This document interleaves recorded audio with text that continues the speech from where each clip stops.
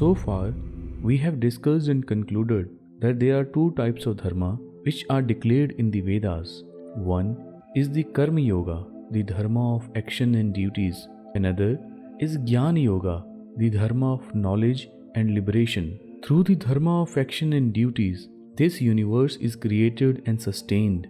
Through the dharma of knowledge, the living beings are liberated from the cycle of birth and death. Both of the dharmas are equally valid and important. Due to the effect of three gunas, each individual has its own tendency to follow one or other form of dharma.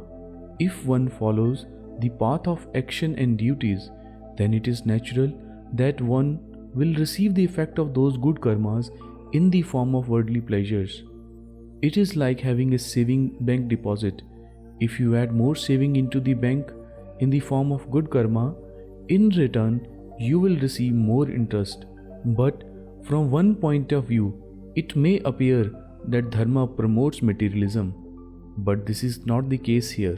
The path of dharma is tricky in nature, as one may fall into the trap of desires and start following dharma with a desire to get some rewards in the end, like a place in the heaven or some other material benefits. But one should remember that the path of dharma is not the path of desire and pleasures. As said by Maharishi Manu, Arth Kameshvastaktanam Dharma Jnanam Vidyate. The knowledge of dharma is intended for those only who are not in the pursuit of wealth and pleasures. It is also mentioned in the same way in Astambha Dharma Shastras that in the performance of duties, one shall not allow any consideration for worldly things.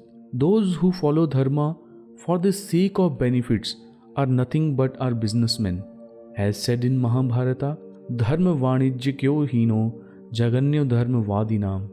The person who conducts dharma in the desire of achieving some fruits of his actions is nothing but a businessman. Such a man is doomed and is condemned by the knowners of dharma. There is a constant reminder in the scriptures about this trap of desires who follow the path of dharma. In the Katha Upanishad, there is a story of Brahmin who was a great scholar of Vedas, who in his old age started performing yajna and dana with a desire to achieve higher lokas and attain good karma after death. He was then ridiculed by his own son Nachiketa. In the Upanishad, the Brahmin was condemned for his greedy actions, but his son Nachiketa, who performed dharma selflessly, was rewarded by the god of death with 3 boons. But Nachiketa rejected them too by saying that he is not interested in any of the worldly pleasures. The moral of the story was that if you perform your dharma without greed and desires, then only you became capable of unlocking the secret of Vedas, which is hidden inside the heart of all living beings. Those whose minds are not bewildered by the shine of gold and the pleasure and the pain of senses can only achieve the state of Brahman. But it is not easy for all of us to be a Nachiketa.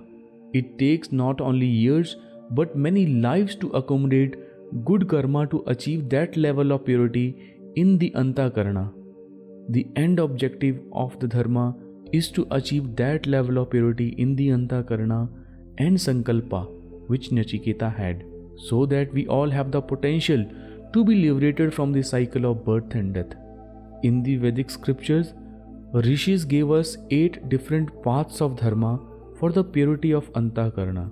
These 8 principles of dharma are Ijya Dhyana Danani Tapaha Satyam Kshamadama Alobha iti Margoyam Dharmasya Ashtavidhi Smritah.